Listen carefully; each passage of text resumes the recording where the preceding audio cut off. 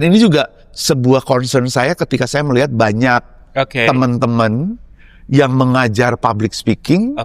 Tapi setelah saya perhatikan, ternyata yang mereka lakukan bukan memberikan pengajaran, tapi lebih kepada jumpa fans kelihatannya.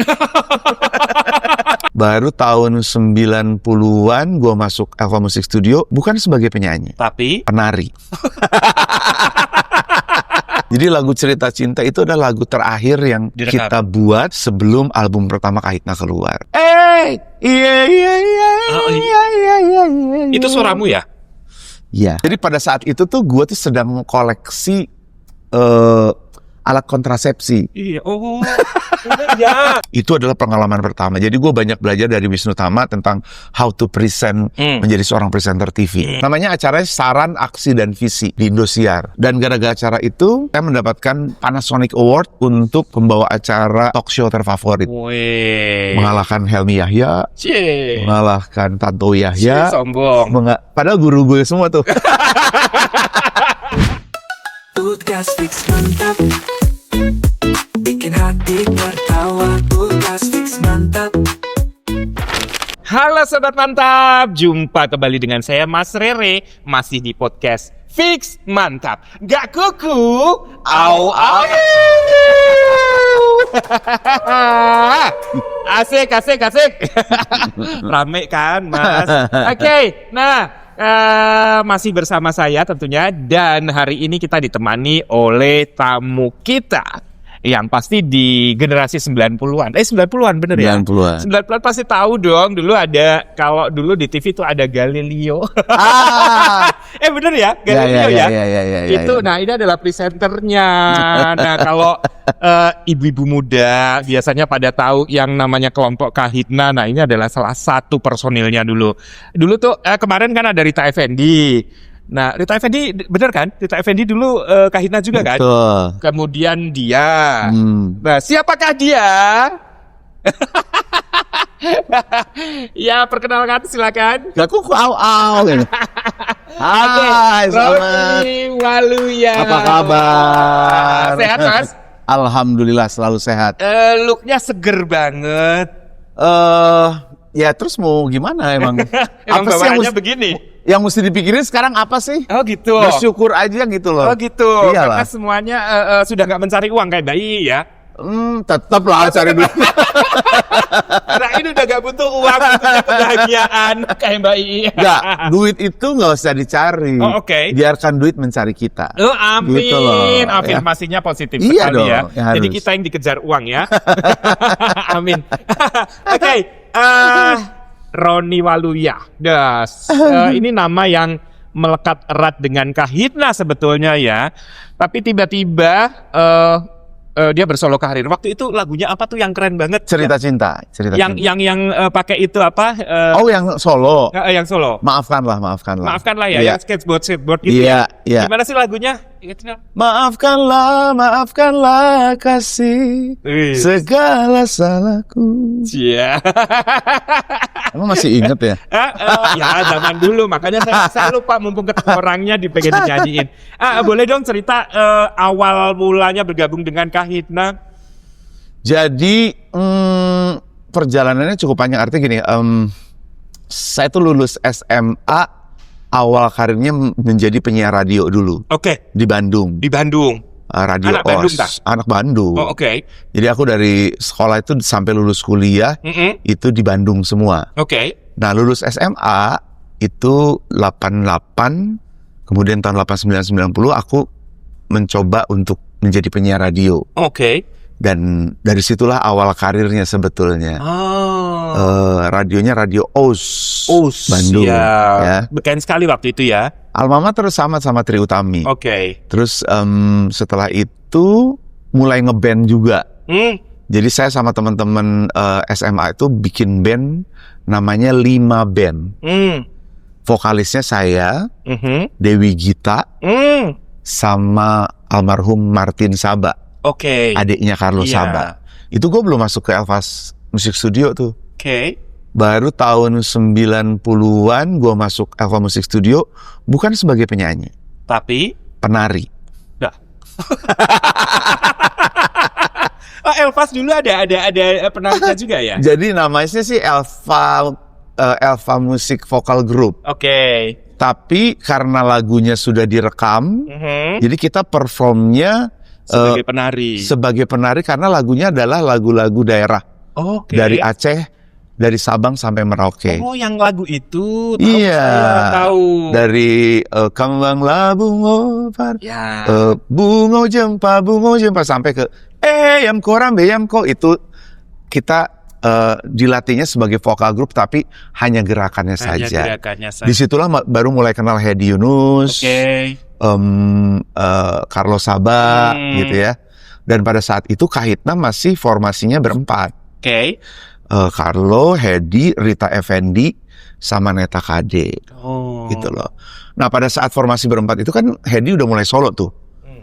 Kadang-kadang Yofi kalau Hedi berhalangan, gue menjadi penyanyi pengganti Hedi. Penggantinya. Jadi berempat tuh kesana-sini akhirnya. Terus kemudian Rita Effendi ditarik ke Alpha Singers.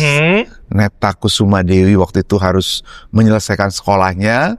Tinggallah berdua kan vokalis Kahitna. Masuklah saya dengan formasi saya, Hedi, Carlo sama Hedi gitu loh. Padahal vokalis pertamanya Kahitna kan. Kok Carlo? Iya dong. Carlo ya? Carlo. Oh iya Carlo ya. Kalau vokalis pertamanya Kahitna kan Tri Utami sebetulnya. Oh ya. Iya. Oh Tri Utami. Tri Utami duluan. Dia semua grupnya dijabani. Jadi dia tuh senior. Eksis sekali ya di saat itu ya. Di mana ada zaman itu ya. Iya, makanya gue selalu nanya, lu tuh maunya jadi apa sih? Kan dia bilang nggak jelas. Jadi disitulah mulai aku gabung dengan Kahitna. Dan pada saat itu pun Kahitna bukan band rekaman kan, belum. Belum masuk ke dunia rekaman. Itu tahun 90-91 lah. Kita malah band cafe. Sampai kalau ingat zaman itu masih ada Hard Rock Cafe Jakarta. Itu adalah salah satu yang memulai Kahitna dikenal banyak orang di industri musik Indonesia. Waktu itu di Sarinah ya? Iya. Suka Suka sana? Iya suka. Kan zaman gue. Itu setiap Senin malam acaranya I Like Monday. Waktu itu kita gantian tuh Kahitna, Java Jive, Kahitna, Java Jive gitu lah. Nah dari situlah mulai tuh dari kafe ke kafe dan mulai mengumpulkan lagu. Jadi Kahitna tuh nyicil lah ibaratnya. Dan setelah banyak lagu, mulailah kita tawar-tawarin tuh ke produser, label. Ya, ditolak gitu. Tolak ya? Nggak langsung nawarin terus diterima. Karena pada saat itu formasi kita masih ada pemain saksofon. Jadi formasinya itu kita ber-10. Ini band banyak banget ya. Vokalisnya 3, pemain bandnya ber-7, 10 orang. Lu kebayang kan pembagian? Yang udah mikirin konsumsinya. Yang undang mikirin konsumsi, yang jadi perasaannya gini. Kita dapat berapa ya gitu. Bagi 10. Setelah ditawar-tawarin gitu ke produser, label, mereka salah satu pertimbangannya adalah gini. Zaman dulu itu kalau band ada saksofonnya dianggap terlalu berat. Jadi akhirnya dengan berat hati kita mengeluarkan pemain saksofon. Ya Allah, kasihan. Tega ya. Bukan gue ya, bukan gue. Mas Yofi ya, tega deh. Pekerjaan orang gitu. Sampai akhirnya jadi 9. Terus dengan bantuan almarhum Mas Benseleo sama Mas Edi Sulistyo ya waktu itu dari TMI Radio. Kalau masih ingat zaman itu ada TMI Radio. Ditawarkanlah kita. Jadi mereka sebagai jembatan menawarkan Kahitna ke Musika Studio. Akhirnya diterima oleh Musika Studio, tapi pada saat itu belum ada lagu jagoan. Belum ada lagu Cerita Cinta. Jadi lagu Cerita Cinta itu adalah lagu terakhir yang kita buat sebelum album pertama Kahitna keluar. Setelah Cerita Cinta dibikin, akhirnya diterima, dan itu juga prosesnya panjang. Mixingnya sampai berpuluh-puluh kali. Oh ya? Iya. Sebegitunya? Ya itu nggak tahu lah pokoknya. Apakah kebijakan sono masih ada yang kurang ini, kurang itu. Akhirnya rilislah tahun 94 album pertama Cerita Cinta. Yang gimana sih Mas lagunya? Biar cinta. Tapi yang terkenalnya orang gitu. Iya. Oh, itu suaramu ya? Iya. Oh, keren banget. Pas itu keren banget tuh. Tapi kalau gue tuh pertanyaan gue gini, kalau penyanyi itu dapat royalti nggak sih sebenarnya?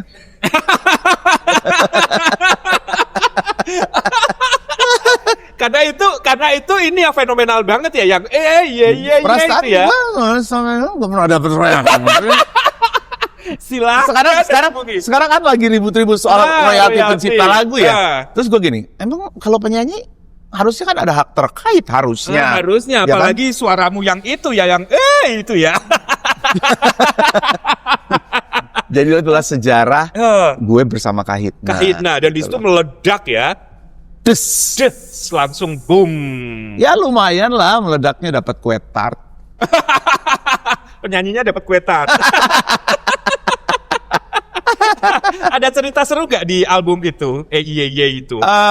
Serunya adalah mungkin pada saat itu memang kita dapat double platinum kalau nggak salah. Wow. Ya, dan menjadi band yang ya, dan keseruan itu sebetulnya adalah karena keseruan akhirnya gara-gara album itu kita berkesempatan untuk tur ke Eropa dan Amerika. Yes, karena dapat double platinum itu. Yes. Zaman dulu itu ya apa BASF itu ya? Oh, tapi kita nggak melalui itu. Oh, oke. Jadi kesempatan untuk keliling Eropa Amerikanya dari Musika. Bukan juga. Oh, bukan juga. Dari sponsor. Jadi gara-garanya kita mengisi acara dulu tuh apa sih, ada yang kirap remaja atau apalah namanya gitu. Kan itu kan salah satu pendukungnya Mbak Tutut. Oke. Nah, sama Mbak Tutut diajak. Oh.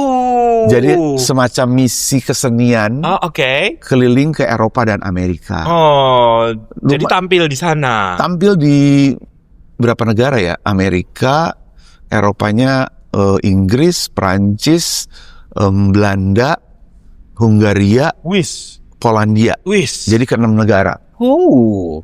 Pulang-pulang ini ya beli bus 5 gitu ya? Kagak. Udah keliling kemana-mana. Pulang-pulang sih tagihan kartu kredit dapat ya gitu. Shopping banyak di sana sini. Lu bayangin aja seorang gue yang baru pertama kali keluar negeri pada saat itu, terus yang ibaratnya Kabayan Sabah Kota gitu ya.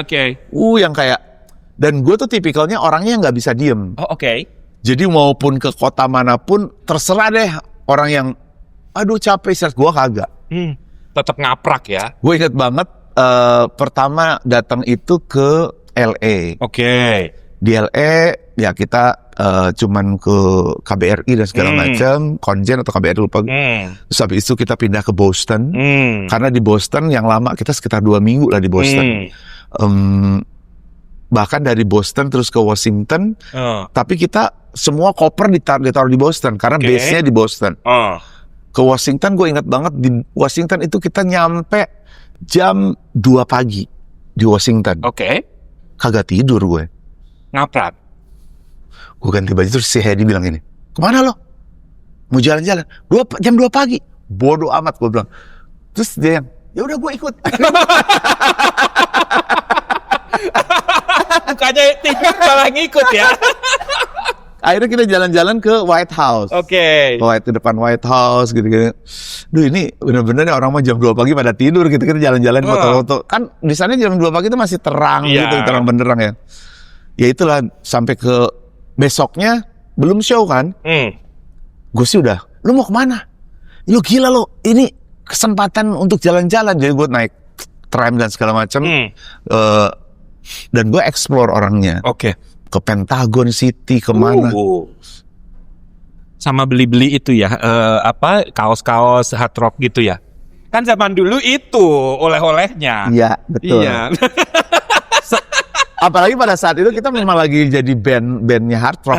Jadi setiap kota pasti yang kita cari hard rocknya. Nah dulu kan itu ya, kaos, terus pin-pin, gantungan kunci itu kan.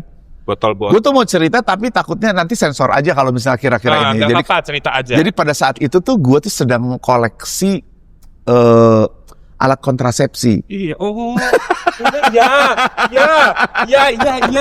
hadro kondom kan. Ing tahu gue. Dan lu tahu waktu itu gue tuh lupa dia di negara mana gitu. Gue beli, ternyata dia yang black. Jadi itu size untuk yang ini si hitam. Lu kebayang begitu gue buka gede banget. Kalau gue enggak, kalau gue nyari yang aneh-aneh yang tiba yang glow in the dark. Oh, oke. Yang pokoknya yang nggak ada gitu di Indonesia. Sampai pulang ke Indonesia gini, gue pikir, gue ngapain ya gue beli begini-beginian gitu. Tapi sama, gue juga beli kok waktu itu. Tapi ya itu tadi nyampe rumah, gue baru ngeliat, kenapa ini tulisannya black ya? Ternyata itu size ukurannya. Untuk size Dan ini bukan untuk dipakai ya, untuk koleksi lucu-lucuan gitu loh. Emang muat dipakai, apalagi yang si hitam nggak mungkin. Tapi itulah itu salah satu koleksi pengalaman yang menurut gue nggak akan bisa terulang. Terus sampai sekarang dikemanain itu alat-alat itu? Gue yang nggak tahu gue juga. Itu kan tahun 95 Iya, namanya awal. Koleksi kan kadang dipajak. 30 tahun yang lalu udah. Tapi gue sampai sekarang masih punya. Jadi itu penggaris isinya alat kontrasepsi berbagai warna. Masih sampai sekarang. I don't know itu udah kada luar sekali. Ya tapi kan nggak dipakai, cuma di koleksi jadi masih ada. Gila kan? Oh, itu salah satu keseruannya. Iya, iya. Terus tiba-tiba kamu memutuskan untuk keluar dari Kahitna. Padahal kan Kahitna hits. Nah, ini nyambung ceritanya. Jadi pada tahun 95 itu adalah tahun deadline gue untuk menyelesaikan kuliah. Oke. Karena udah 7 tahun nggak selesai-selesai. Keasikan kerja. Gue inget banget waktu itu gue lagi tur sama Kahitna di Makassar. Oke. Ditelepon gue sama dosen pembimbing. Roni, lu mau selesaiin atau gimana ini? Iya ya. Karena gue pikir menyelesaikan kuliah adalah tugas dan kewajiban gue terhadap orang tua. Oke. Bukan terhadap diri gue ya. Biar tugas orang tua juga selesai gitu ya. Ibaratnya gini, gue sebagai anak, apa sih yang paling membanggakan orang tua? Jadi sarjana. Foto wisuda di depan. Kan gue kan, alhamdulillah dari SD, SMP, SMA sampai kuliah itu semuanya di negeri. Oke.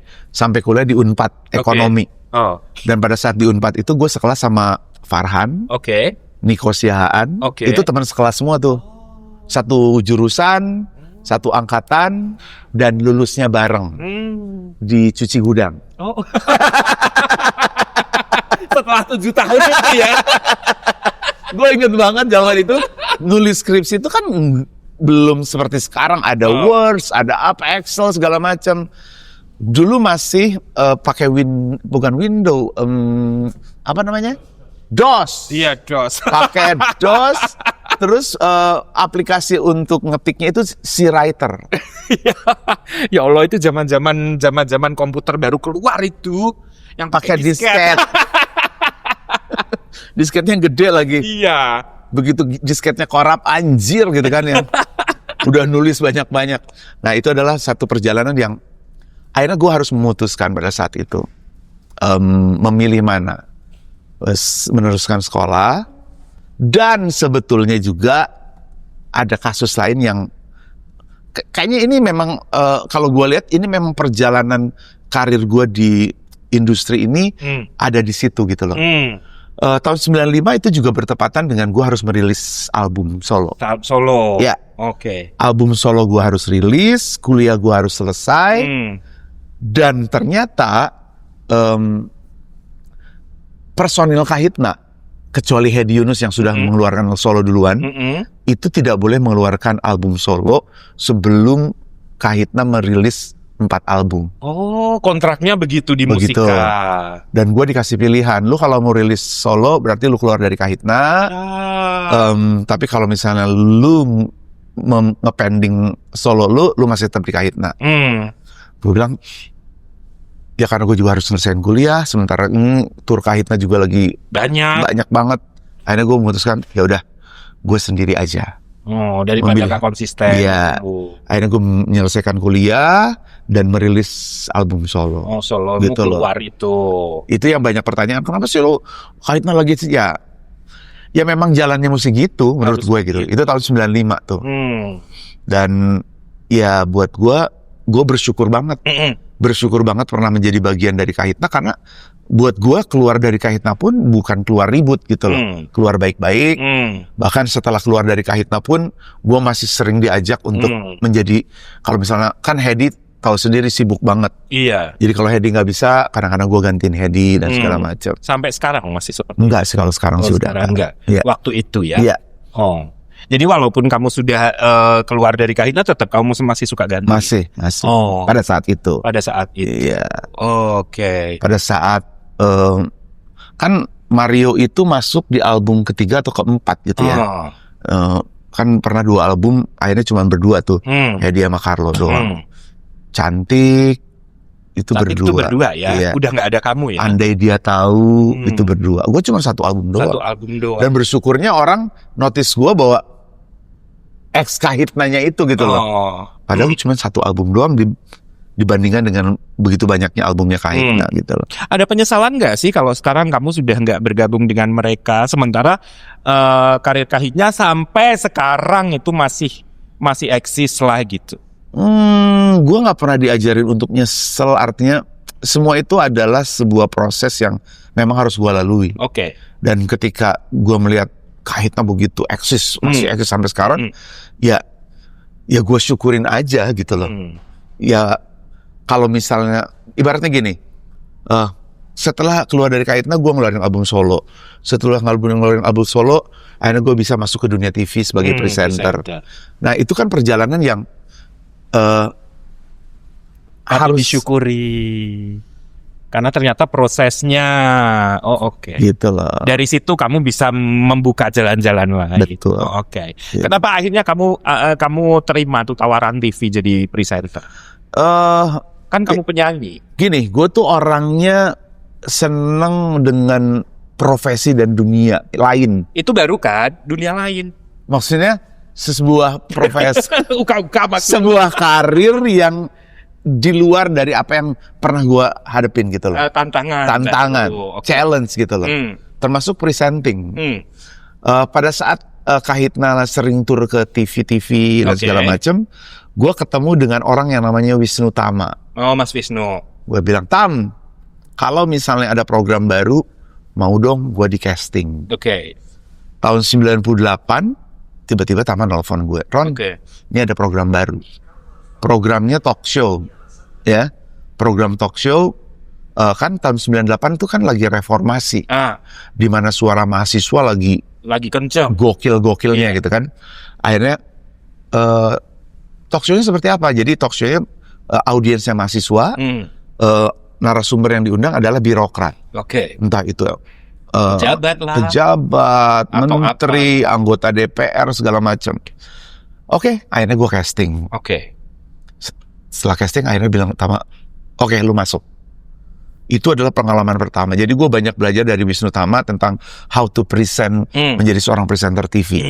Banyak belajar, mesti bikin skrip dan segala macam, diajarin bagaimana menghandle audiens, menghandle tamu, undangan dan segala macam. Tapi kan kamu penyiar, pasti basicnya udah ada lah. Tapi beda. Oh beda ya? Beda banget. Dan di waktu siaran radio kan, ibaratnya itu ada produser yang sudah memberikan materi dan segala macam. Kalau di TV itu kayaknya yang gue belajar banget semuanya. Emang kamu nggak nge-MC waktu siaran? Belum. Oh belum, jadi emang siaran aja? Belum. Biasanya kan paketnya kalau penyiar ya pasti nge-MC kan? Belum. Nah setelah presenter baru akhirnya nge-MC. Dan alhamdulillah tahun 98 gue bawain acara, namanya acaranya Saran, Aksi, dan Visi. Di Indosiar. Oh iya? Di Indosiar. Dan jadi itu sebelum program kuis itu ya? Sebelum. Dan gara-gara acara itu, saya mendapatkan Panasonic Award untuk pembawa acara talk show terfavorit. Mengalahkan Helmi Yahya, mengalahkan Tanto Yahya. Sombong. Padahal guru gue semua tuh. Limar Witular. Sombong. Itu guru semua gue. Terus lu jalan-jalan ke Eropa juga? Panasonic enggak ya waktu itu? Enggak, belum. Ya? Belum. Ya, kesian ya. Cuma mendapat mini kompo doang.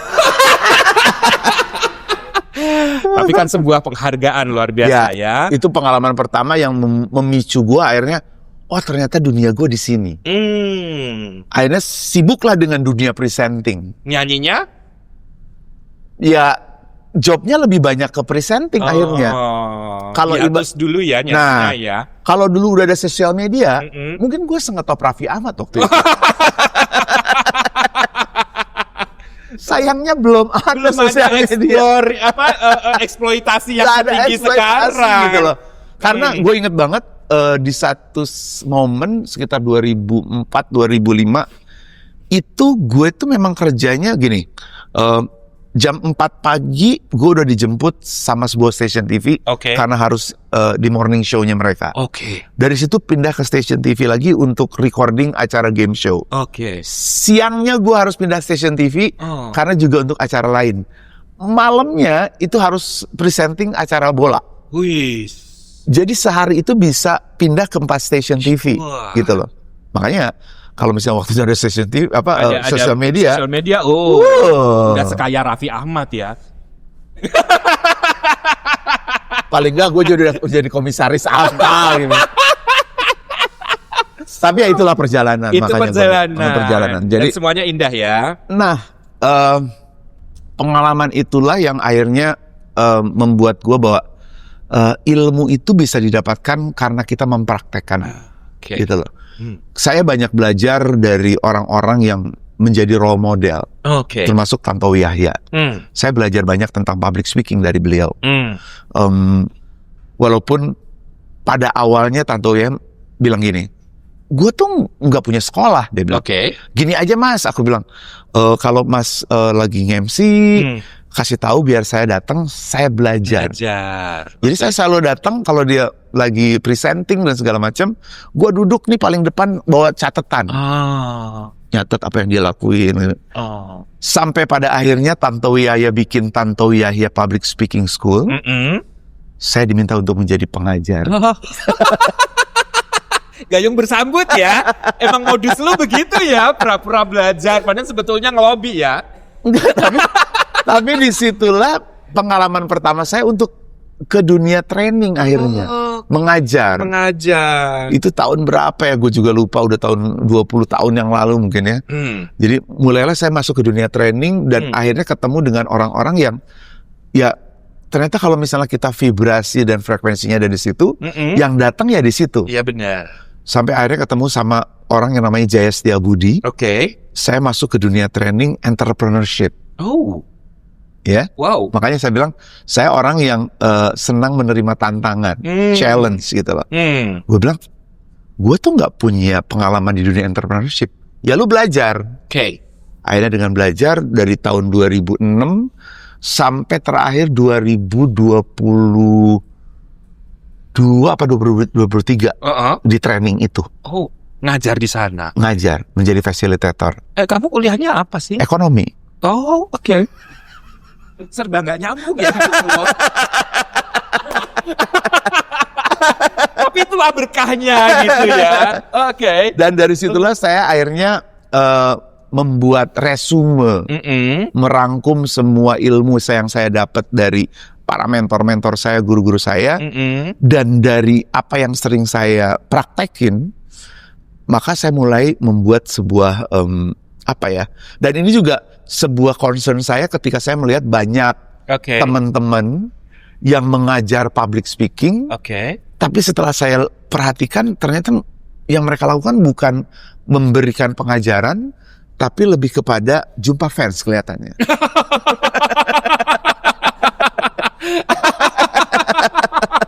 Karena gini loh. Gitu ya. Yang mahal-mahal hanya jumpa fans ya. Nyebelin. Yang penting endingnya foto-foto selesai. Jadi gini, ini sebuah concern saya ngelihat kok orang lain berani ya bikin sekolah public speaking. Cuman ngeluarin modul gitu ya. Saya pelajari. Oh, ternyata memang dunia pendidikan atau edukasi ini membutuhkan passion kita untuk mengajar. Bukan passion terhadap duit ya. Karena buat saya ilmu yang saya miliki ini tidak akan berkembang kalau saya tidak bagikan. Jadi berbekal itulah akhirnya saya mulai tahun 2008 memberanikan diri untuk memulai membagikan ilmu yang saya punya dengan memberikan pengajaran. Aku bukan ngajarin, lebih ke sharing. Oke. Gini loh, karena ilmu komunikasi itu bukan ilmu yang hanya cukup dipelajari. Dengan teori-teori. Betul. Tapi yang paling penting adalah saya selalu menekankan di awal saya memberikan apa yang saya punya ini. Lu belajar dari gua, tujuannya mau ngapain? Itu pertanyaan pertama saya. Karena saya begini-begini. Oke, kalau kamu sudah tahu apa yang kamu inginkan dengan ikut kelas saya, berarti kamu udah punya tujuan. Dan tujuan itulah yang kebanyakan bisa memberikan perubahan, gitu loh. Karena orang yang nggak punya tujuan ya, dia nggak akan kemana-mana menurut gue, gitu loh. Akan di situ aja. Jadi selalu yang saya tekankan adalah, lu tujuannya mau apa dalam segala hal, ya. Jadi mulai tuh dari presenting, penyanyi. Bahkan karena gue asik dengan dunia edukasi dan presenting itu, MC dan segala macam, sampai pada saat rentang waktu mungkin sekitar 15 tahun, orang lupa bahwa gue bisa nyanyi. Sempat di satu acara, karena gue tuh pengen nyanyi gitu ya. Pengen nyanyi tapi nggak ada yang... ada yang minta nyanyi gitu ya.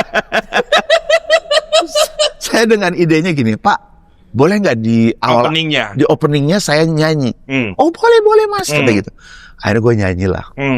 Indonesia tanah, Indonesia pusaka gue nyanyi. Wah, orang tepuk tangan. Terus selesai acara, bapak-bapak nanya ke mas, oh Mas Roni bisa nyanyi? Kata gitu. Ya nggak gaul tuh si bapak. Kenapa nggak rekaman aja? Ya nggak. Oke. Aku masih belajar, Pak. Oke, iya. Sebetulnya itu merendah ya untuk meninggikan mutu ya. Oke, terus? Ya udah, akhirnya dari situ mulailah aku mulai ikut gabung dengan Geronimo. Karena gara-gara nge-MC juga, karena aku nge-MC dan segala macam, akhirnya kenal Nah, ini pentingnya networking saya bilang. Jadi networking inilah juga yang membuktikan bahwa ketika datang sebuah gelombang yang namanya pandemi, networking inilah yang membantu kita. Benar. Gitu loh. Dan saya melihat buat teman-teman yang menganggap, kan kadang-kadang artis itu ya gengsinya tinggi, taunya cuma dibayar, dan tidak bisa membuat sebuah network. Ibaratnya gini, dengan klien ya cuman sebatas lu dibayar. Kalau gue enggak. Gue tuh ibaratnya membangun network itu. Dan pada saat pandemi itu datang, orang lain kelabakan, disitulah gue belajar. Kan siapa sih yang kenal Zoom pada saat itu? Hanya sedikit. Mulailah online training dan segala macam. Networking saya teleponin. Oh yes, kita butuh. Jadi pada saat itu ya kamu tetap bekerja dari rumah dengan online gitu loh. Jadi untuk membuat agar kita sustain, ya, networking itu sangat penting buat kita. Jadi teruslah menjalin baik dengan siapapun. Hubungan baik itu penting banget. Jadi nggak boleh asal ngeblok WA temen, nggak boleh ya. Kayaknya curhat ya. Nanya. Kalau ngeblok itu kan memang hak prerogatif kita dong. Kalau misalnya kita rasa memang udah geges gitu. Ya ngapain gitu loh. Ya katanya itu networking penting. Loh, kan networking yang positif gitu loh. Ya, jadi kita membangun sesuatu yang, tapi gue sih selalu yakin, dan gue adalah orang yang paling positif gitu loh. Amin. Bener. Iya. Jadi gue tuh selalu melihat kayak misal, hati-hati loh orang ini gini-gini. Gue tuh selalu melihat bahwa pasti ada kebaikannya, gitu loh. Makanya katanya kan orang baik dengan orang goblok itu beda tipis. Bener sih. Ya kan? Ya bener. Bedanya tipis kali. Kayak gini. Karena baik kayaknya dibodoh-bodohin juga ya. Lu pernah ketipu nggak? Sering. Sering. Karena kan katanya orang yang sering ketipu itu menunjukkan adalah orang baik. Orang baik karena mikirin orang lain. Iya. Iya. Atau goblok juga sebenarnya. Iya. Gak enak banget sih dengernya. Gitu loh. Jadi maksudnya saya tuh sampai istri saya juga bilang gini, lu tuh gimana sih? Baik apa goblok sih? Iya. Udah jelas-jelas orangnya nipu gini-gini. Udahlah, pasti dia ada satu alasan kenapa dia harus nipu gue. Yes. Dan kadang-kadang gue tuh ya karena ajaran yang selalu gue pegang bahwa kalau orang berbuat jahat ya nggak usah balik jahat. Tapi itu tadi kalau ngeblok ataupun menghindar ya itu kan hak prerogatif kita. Hak kita. Ya. Oke. Kalau itu sudah merasa mengganggu energi kita, menguras energi kita, ya ngapain kita mikir di situ? Tinggalin aja. Buat link yang lain yang lebih positif. Toh perahu kita harus tetap berjalan dan berlayar oke. gitu loh. Jadi perjalanan karir itu buat gue ya kalau ditanya lu karir lu apa? Karena gue juga pernah mengalami berbagai macam karir sesuai dengan waktunya gitu loh. Gue pernah kerja di Bali selama 2 tahun menjadi manajer marketing kargo pernah. Oh ya? Oh, makin gak nyambung ya dengan basic lo ya. Gue pernah ngurus jadi manajer restoran pernah. Oke. Jadi, tapi balik lagi, ketika gue diberikan tanggung jawab, yang pertama gue lakukan adalah gue mengaca dulu sama diri gue. Gue bisa nggak melakukan itu? Kalau gue mengatakan bisa dan sanggup, dan sayang sekali gue tuh nggak pernah mengatakan nggak sanggup gitu loh. Jadi kalau misalnya ditawarin, lu bisa nggak? Bisa. Sambil mikir, ketika kita sudah mengatakan bisa kan, apa yang harus gue lakukan? Harus belajar, harus mempelajari dan sebagainya. Betul, gitu loh. Jadi sampai saat ini, ya alhamdulillah gue masih diberikan kesempatan untuk berpikir, berkarya, dan bisa berbuat baik. Syukur-syukur bisa memberikan manfaat untuk orang lain.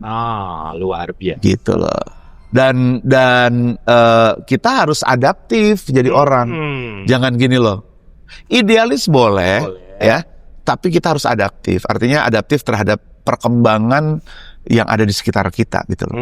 Termasuk perkembangan teknologi. Ya, teknologinya sekarang mengarah kemana? Manfaatkan teknologi, jangan kita dimanfaatkan oleh teknologi gitu loh. I see. Nah, ngomong-ngomong dengan kegiatan kamu yang dari A sampai Z tadi, terus kita kan sudah kangen nih, pasti banyak yang rindu Roni Waluya, kan seorang penyanyi gitu. Terus terutama pemunculannya sudah sangat jarang. Sebetulnya emang sudah jarang atau masih? Kalau off air sih masih jalan. Masih jalan. Kalau on air? Kalau on air ini saya juga termasuk yang mencoba untuk adaptif dengan teknologi. Ada sebuah platform yang yaitu TikTok, TikTok, yang bisa kita manfaatkan agar kita seolah-olah ya kita punya station sendiri. Sekarang zamannya begitu ya. Mau radio ataupun TV. Lu mau bikin program apapun, ya pergunakan platform ini selama platform ini ada. Toh gratis ya kan? Toh gratis dan bahkan bisa menghasilkan. Nah, selama setahun ini saya berada di platform ini. Ngapain? Karena saya basic. Joget-joget ya? Ini ceritanya kocak. Gitu ini ya? kocak. Yang pertama kali mengajak terjun ke TikTok ini adalah Trie Utami. Walaupun si nenek-nenek itu eksis ya, Wak. Nenek-nenek itu eksis, ternyata dia main TikTok duluan ya. Enggak, justru belum. Belum. Lu diajakin. Jadi gini, 2 tahun sebelumnya sebenarnya istri saya udah bilang, kamu main TikTok dong. Gua pelajarilah TikTok itu apa. Ternyata ya kayak lu bilang tadi, TikTok tuh. Iya kan? Gitu kan? Gitu. Terus gue bilang sama bini gue gini, enggak ya, kayaknya bukan gue ya. Bukan lu. Karena pada saat itu belum ada feature live-nya. Ya.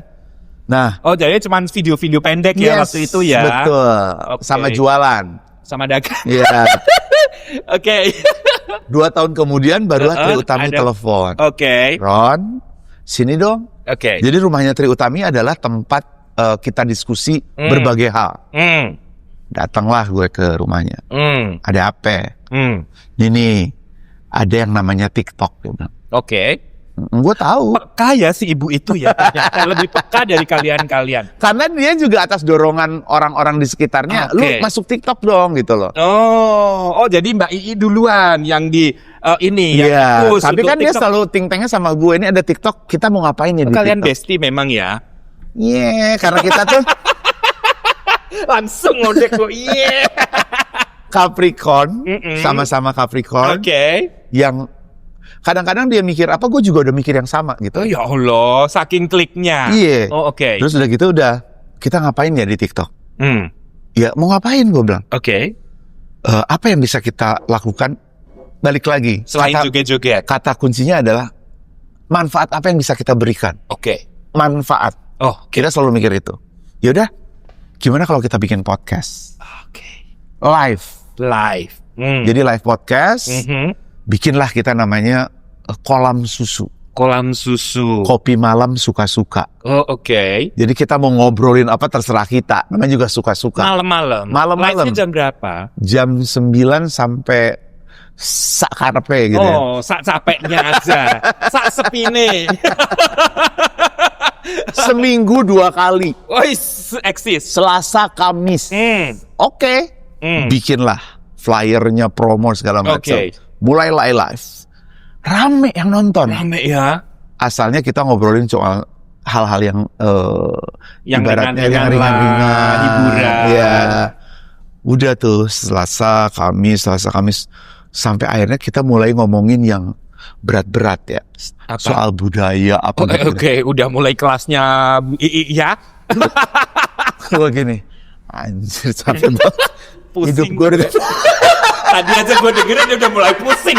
Udah mulai apa tadi alat musik di Borobudur tuh yang ratusan dan pusing gue. TikTok itu adalah platform yang merekam algoritma. Iya benar. Kalau kita nggak konsisten, Oke. maka nggak terekam algoritmanya dan Oh. dikasih penontonnya dikit ibaratnya gitu. Dikit, oke. Jadi akhirnya yang mulai tuh, ya lu tahu sendiri Tri Utami yang super sibuknya dengan Sangat bukan sibuk nyanyi ya. kegiatannya.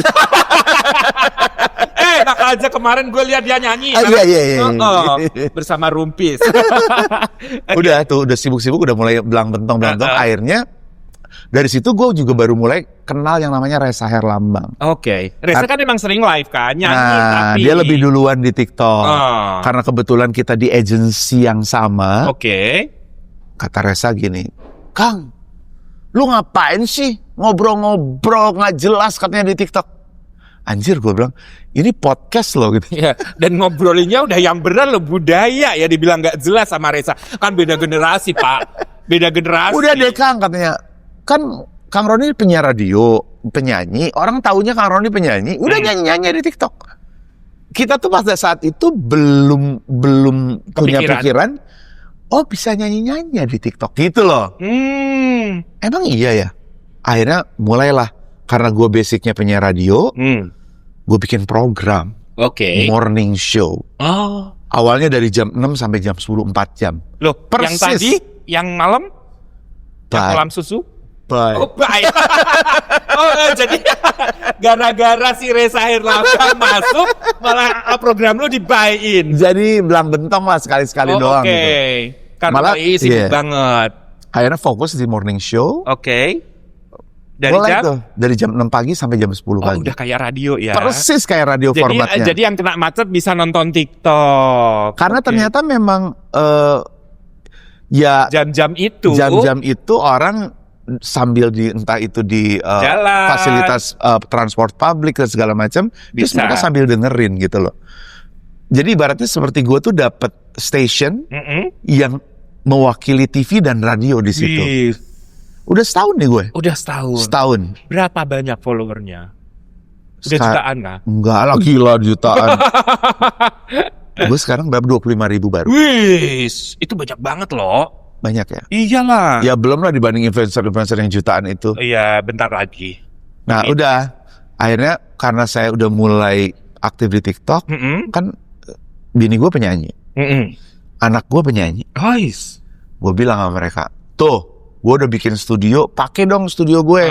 Kan gue nggak mungkin live 24 jam. Bener. Akhirnya gue bikinin jadwal tuh di rumah. Oh. Jam 6 sampai jam 10 gue. Jam 10 sampai jam 12 anak gue, 12 sampai jam 4 istri gue, jam 4 sampai jam 8 anak gue, ntar jam 8 ke atas gue lagi. Oke. Udah kayak Jadi station. giliran ya, Iya. jadi udah punya jadwal sendiri-sendiri. Jadi jadwal rumah nggak berantakan ya Pak ya. Jadwal masak, jadwal nyuci nggak berantakan. Tapi asik loh, maksudnya ya itu tadi, ketika kita bisa adaptif dengan teknologi, dengan perkembangan, dan gue pikir platform ini juga memberikan manfaat untuk banyak orang. Sampai akhirnya di platform ini, karena gue lihat antusiasme penyanyi-penyanyi yang gue lihat gini, ini siapa ya? Kok nyanyinya bagus? Jadi kamu ngajak interaksi gitu, dia nyanyi gitu atau bagaimana? Aku nontonin channel-channel channel orang, lain, oke. dan wih, ternyata banyak yang bikin lomba. Tri Utami lagi.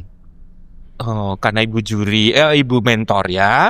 Ngobrol. Sementara dia kan terkenal dengan pitch control. Pitch controlnya itu. Dan dia di dunia talent scout nyanyi itu kan udah pengalaman luar biasa. Iya.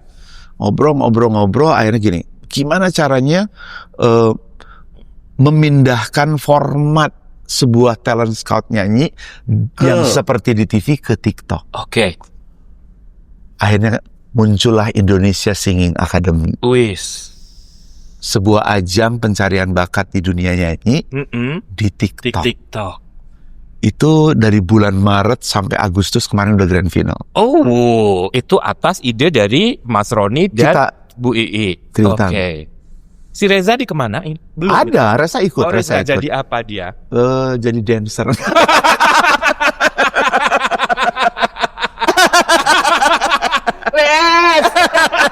Lu dibantai. Enggak, karena kan kita punya bagian-bagiannya masing-masing. Oke. Kalau Tri Utami urusan vokal, gue urusan public speaking, Reza urusan stage act. Oke. Ya dancer kan? Dancer, gitu ya, loh. benar. Jadi Oke. kita bertiga bikin Indonesia Singing Academy. Itu konsepnya gimana? Mereka nyanyi di rumah atau online gitu atau bagaimana? Yang membedakan kita dengan ajang lomba-lomba di TikTok yang ada, kita hybrid. Oke. Jadi kita melakukan seleksi dulu dari mereka posting video, mention ke kita, dan kita melakukan seleksi. Dari 1000-an VT yang kita seleksi, akhirnya kita menghasilkan 200 besar. Dari 200 besar itu barulah live audition. Jadi mereka nyanyi dari rumah masing-masing, kita nilai, masuk 50 besar. Dari 50 besar mengecil lagi jadi 16 besar, 16 besar jadi 12 besar. 12 besarnya itu kita undang ke Jakarta dari seluruh Indonesia. Yang nanti akan grand final ini? Udah kemarin. Udah. Dari mana aja itu? Kemarin dari Manado, Parepare, Surabaya, Semarang, Bandung, sisanya Jakarta dan sekitar. Terus pendanaannya dari mana? Alhamdulillah kita nih yang paling utama kan, kita kalau urusan musik harus cari yang relate kan. Kita didukung oleh Mas Purwacaraka, melalui Purwacaraka Music Studionya. Jadi dia mensupport semuanya luar biasa. Dan gue yakin segala sesuatu yang ya tadi punya niat baik, memberikan manfaat, ibaratnya ada gula ada semut. Kita menjadi gulanya, pasti semut nanti akan datang. Ini kan yang baru pertama kali, dan kita rencananya akan melakukan ini sebagai program tahunan. Luar biasa. Setahun sekali. Gitu. Sponsor udah mulai pada masuk dong. Insya Allah. Terus waktu live juga banyak dong. Kalau Tata Loga mau sponsorin juga. Silakan nanti kamu urus. Ya? Begitu. Nah kalau pas ada ngasih gift gitu, ada nilainya sudah besar juga nggak? Lumayan. Ya? Karena kemarin ada salah satu artis yang bilang sekali live gue pernah dapat 15 jutaan gitu, bener nggak? Kecil lah 15 juta. 15 juta. Lu dapat ratusan juta. Sombong.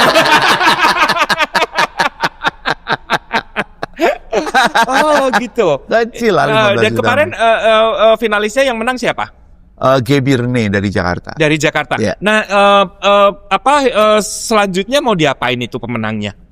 Rekaman ya? Ya, mereka memberikan kesempatan, karena kita kerjasama dengan label juga, Alta Record. Jadi luar biasa. untuk pemenangnya langsung masuk industri. Oh, bisa jadi acaramu ini akan jadi acara besar loh. Amin, amin, amin, Iya amin, kan? amin, amin. Gitu Sekarang loh. udah berapa antusias finalis yang masuk waktu itu? Berapa ribu? Peserta itu hampir 1.000 sih. Hampir 1.000. Iya. Oh. Dan itu pun ya harus kita stop karena nggak berhenti gitu loh. Capek gila. Seleksinya yang capek ya Pak. Dan orang udah mulai nanyain lagi, kapan nih yang kedua gitu. Oh, oke. Tahun depan ya. Oh. Karena kita termnya itu Maret sampai Agustus. Oke, gitu. jadi akan jadwal rutin ya. Ya. Itu adalah proyek kamu bersama Mbak Ii Betul, dan Reza. betul. Dan selain proyek itu kan karena kita juga memang punya grup nyanyi Fame Fame. yang baru merilis bulan Mei lalu Oke. lagu Pengertian Pengertian. gitu loh. Lagu lama. Lagu lama kita rekam ulang. Rekam ulang. Lagunya gimana sih? Ku tak dapat berhenti mencintai dirimu. Lagunya Harvey ya. Tuh, lagunya. Itu kan lah hits banget lagu waktu itu. Iya, iya, iya. Aku penggemarnya Harvey. Jadi tahu semua lagunya Harvey. Oh, oke. Itu kamu rilis ulang nyanyiin bertiga. Betul. Dan di dunia nyanyi sebenarnya saya nggak vakum juga. Oke. Di pandemi tahun 2021 gara-gara nggak pada punya job kan, gue, Hedi Yunus, Rita Effendi sama Neta bikin grup juga. Oh, Namanya Nita Tadi. oke. Ni-nya Roni, taknya Rita, taknya lagi Neta, di-nya Hedi. Oke. Jadi Nita Tadi. 2021 ngeluarin single pertama lagunya Mama Ina. Gapailah diriku oh kawan. Oke. Itu satu. Kemudian tahun 2022 single kedua Dunia Cinta. 2024 ngeluarin single Rohani, Oke. Religi. Oh.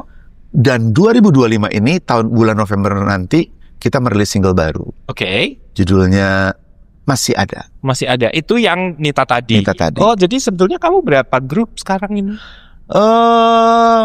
Siapapun boleh bikin grup sama. Pokoknya sana sini hajar ya, Wak. Karena gini, kalau gue lihat sekarang itu marketnya kan yang spending ya, itu 80-90 kan. Oke. Jadi kita melihat bahwa potensi buyer itu ada di angkatan itu. Makanya kenapa gue sama Fame, gue sama Nita Tadi itu lebih fokus untuk menyanyikan lagu-lagu angkatan tahun bergituan. Itu. Nah, salah satunya adalah bersama Fame kamu nyanyiin lagu lama itu. Tapi kan kalau untuk Mbak Ii atau kamu tahu lah lagu itu. Tapi untuk Reza Her masa kamu? Reza juga tahu. Masa? Iya kan dia kalau lu lihat aja kalau dia show nyanyinya lagu Krisye, lagu Kahitna, ya lagu-lagu angkatan kita gitu loh. Oh gitu ya. Jadi memang kalian memilih lagu-lagu Betul, yang pernah betul. populer di Yes. zaman itu. 90s lah. Oh, terus sambutannya gimana untuk kamu keluarin single bertiga ini? Alhamdulillah lumayan karena gini loh. Kalau menurut gue saat ini memang semuanya tuh harus ada gimmicknya. Oke. Sementara kan orang-orang tua ini kalau diajak gimmick kan agak Gak susah. males ya. Apalagi Mbak Ii tadi bilang udah deh gak penting ya yang gitu-gitu. Yang penting kebahagiaan diri. Karena gini buat kita itu berkarya atau membuat karya kreativitas itu bukan untuk mendapat pujian, bukan mendapat validasi atau pengakuan. Buat kita ya berkarya aja. Benar. Gitu loh. Disukai alhamdulillah gitu ya. Gak disukai ya tabalu gitu. Udah dikasih yang bagus-bagus gitu ya. Tapi kadang gitu kan di dunia musik Indonesia kan dikasih materi yang bagus. Nggak diterima dengan baik. Giliran dikasih malah begini. Ternyata diterima gitu. Dan formula viral kan nggak ada. Nggak ada ya? Nggak ada. Apa formula? Nggak ada ya? Ada banyak lagu-lagu yang viral, padahal sudah dirilis dari 3 tahun 10 sebelumnya. 10 tahun yang lalu malah viral. Jadi menurut gue ya, selama kita masih bisa berkarya aja. Who knows nanti ya? Betul. Oke. Luar biasa. Jadi buat penyanyi muda, musisi muda, seniman-seniman muda menurut gue jangan pernah berpikir gimana untuk viral atau ngetop atau populer karena kita nggak pernah tahu formulanya Formula apa itu. gitu loh. Bahkan pingkan mambo cuman goreng donat aja malah viral ya. Atau Tapi lu lihat, gara-gara pingkan mambo viral soal donat, gulungannya gila tuh. Semuanya bisnis donat. Donat, bener. Dan itu semuanya membuat gue yang gila ya, seorang pingkan mambo sudah menggerakkan gitu loh. Geliat UMKM gitu. Bahkan di tetangga gue semuanya donat. Gue kalau lewat nih keluar komplek, donat sepanjang jalan. Luar biasa. Dan itu membuat, oh iya ternyata donat itu enak. Nah, apalagi kalau misalnya jago marketing gitu kan. Misalnya pingkan donat donat pingkan mambo lagi ngetop. Lu tulis aja donat bukan pingkan. Gitu misalnya gitu kan. Jadi orang, oh berarti beda. Bukan donat pingkan mambo gitu ya. Bukannya tapi kecil gitu ya. Itu kan strategi marketing dan promosi. Aduh, luar biasa ngobrol sama kamu. Tapi saya harus lanjut ke step berikutnya. Nah, saya mau bertanya tentang pertanyaan ini short question. Ada 7 pertanyaan. Kamu harus menjawab dengan cepat tanpa mikir panjang ya. Oke. Lari? Oh belum ya? Kamu pelawak juga Pak? Ketoprak? Oh belum. Grup atau solo? Solo. Nyanyi atau presenting? Nyanyi. Konser luar negeri atau dalam negeri? Dalam negeri lah. Idealis atau realistis? Realistis. Live atau recording? Live. Lirik atau melodi? Lirik. Oke. Pertanyaan pertama, grup atau solo? Kan kamu lahir dari grup. Tapi kan grup juga terdiri dari solo-solo. Oh, dari solois-solois yang kan? Ya. Bahkan ada grup yang additional semua juga ada. Jadi lebih tetap sampai sekarang lebih asik di solo. Solo itu ya representing benar-benar kita pribadi. Gitu loh. Kalau grup kan ya bagaimana kita bisa ngeblend dengan orang lain yang punya karakter yang berbeda. I see. Gitu. Kalau di grup itu melatih tidak egois gitu loh. Kalau di solo itu melatih responsibility menurut gue gitu loh. Nah, berikutnya nyanyi atau presenting? Nyanyi lah. Tetap lebih ini nyanyi. Padahal kamu mendapatkan penghargaan dan uang banyak dari presenting. Karena dari nyanyi gue bisa belajar presenting. Gitu loh. Awalnya gue nyanyi, kemudian pada saat nyanyi, gini kadang-kadang gue suka gatal ngelihat penyanyi-penyanyi nggak bisa presenting, karena dia nggak belajar. Gitu loh. Padahal kalau mau belajar sedikit bagaimana how to present, akan lebih bagus. Lebih bagus. Gitu. Kadang ada yang nyanyi aja gitu. Sapa penonton, halo, terus nyanyi lagi. Padahal sebenarnya dengan itu yang gue ajarin buat anak gue, istri gue, lu kalau nyanyi, pertama yang harus dilakukan adalah paling nggak lu bikin song list dengan alur cerita agar lu bisa ngobrol dengan lagu itu gitu. Akan lebih menarik. Iya. Konser luar negeri atau dalam negeri? Aku cinta dalam negeri. Tapi sering kan waktu itu ke luar negeri? Ya, karena di luar negeri juga yang nontonnya orang Indonesia juga. Gak usah jauh-jauh ya.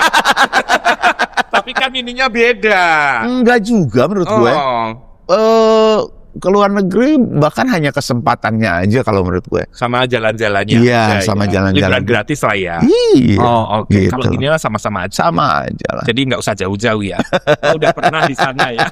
Bahkan kalau misalnya lu mau explore di dalam negeri masih banyak yang belum didatengin gitu loh. Kayak Papua gitu. Ya, kayak show di Puncak Jaya misalnya gitu loh kan. Di Bromo. Bromo mah sering ada event sekarang. Iya kan? Ada jazz ya. Iya. Harapannya di konser di dalam negeri apa? Balik lagi sebetulnya kalau gue tuh senangnya mengedukasi ya. Karena gini loh. Orang Indonesia itu terkenal sangat kecil sekali tentang apresiasi. Gitu loh. Mengajarkan bagaimana mengapresiasi sebuah karya. Apalagi mengapresiasi karya anak bangsa sendiri. Karena Indonesia ini marketnya gede banget. Kalau rakyat Indonesia mengapresiasi seni budayanya sendiri, gue rasa nggak ada tuh budayawan yang miskin. Nggak ada ribut-ribut soal royalti. Karena semuanya makmu. Jadi ini balik lagi ke masalah melatih untuk mengapresiasi hasil karya seni orang. Oke, idealis atau realistis? Realistis lah. Live atau recording? Live. Live ya. Kita kan live ya. Iya. Kalau live itu menurut gue satu, kita lebih strict soal waktu. Oke. Nggak ada istilahnya. Ibaratnya gini, apapun yang terjadi di live ya udah. Memang harusnya terjadi. Makanya butuh persiapan yang matang agar live-nya berjalan dengan sesuai dengan rundown kita. Gitu loh. Termasuk hidup. Jadi nggak ada pengulangan ya? Nggak ada pengulangan. Oke. Lirik atau melodi? Lirik. Lirik. Lebih suka ini ya, lupa lirik daripada lupa melodi. Enggak. Lupa lirik bisa improve. Gue pernah kejadian gini, diputerin lagu apa -1, terus tiba-tiba gue nyanyi lagu apa. Ih, tapi connect aja. Tapi connect. Ih, tapi begitu habis referen gini, ternyata gue salah lagu ya. Makanya gue hafal lirik. Gitu loh. Iya, oke. Nah, berarti kalau gue simpulkan, kamu kan seorang penyanyi, kemudian mentor ya tadi kemudian produser juga tadi sebuah acara. Sebetulnya profesi kamu apa? Kan kalau Bayi tadi bilangnya nggak jelas ya hidupnya. Karena dia begitu banyak profesi yang dijalani. Gue profesinya penghibur. Penghibur ya? Ya. Seorang entertainer. Kalau Trie Utami nggak mau disebut wanita penghibur. Kalau gue kalau kamu penghibur nggak apa-apa gitu ya, pria penghibur nggak masalah. Nggak beda, konotasinya beda antara wanita penghibur dengan pria penghibur loh. Kalau wanita penghibur tuh konotasinya negatif. Iya. Kalau pria penghibur kan bagus kan? Ya, aku entertainer. Pure entertainer ya. Oke. Nah, sobat mantap, jadi seorang Roni Sianturi ini. Roni Sianturi. Roni Waluya. Tapi lo adalah orang ke 40 juta sekian. Enggak, soalnya kemarin Mbak Ati dari sini. Mbak Ati Sibi dari lu kalau gua live TikTok aja gini. Apa kabar Trio Libels? Salah. Nama gua mirip Roni Sianturi, penampakan mirip Edwin Manangsang. Jadi gua nggak salah-salah amat ya? Salah loh. Tetap salah. Ya, seorang Roni Waluya adalah seorang entertainer sejati. Nah, oke, sobat mantap, itu dia kita ngobrol-ngobrol. Dan sebetulnya pengen ngobrol lebih banyak lagi. Ya udah, ayo, gue jabat. Ya, produser gue udah bilang tuh, udah ya loncat ya gitu. Gue keramaian, Mbak. Enggak, sebetulnya banyak sekali yang pengen diomongin kan, sama kayak Mbak I tadi. Tapi durasi tetap. Ini aja tahu-tahu udah jam 12 loh. Iya. Padahal jatah itu harusnya 40. Ini tayangnya malam apa siang sih sebenarnya? Malam. Oh, kalau YouTube mah bisa kapan aja ya. Iya. Nggak bakalan kelewatan. Ya, oke, sobat mantap, itu tadi obrolan kita bareng Roni Waluya, dan kita berharap di suatu saat nanti kita bisa hadir kembali bersama Roni dan ngobrol-ngobrol lebih banyak lagi ya. Atau jadi presenternya gue. Boleh, duetan ya. Oke, sobat mantap, kita akan jumpa lagi di episode berikutnya. Fix mantap, nggak kuku, au au.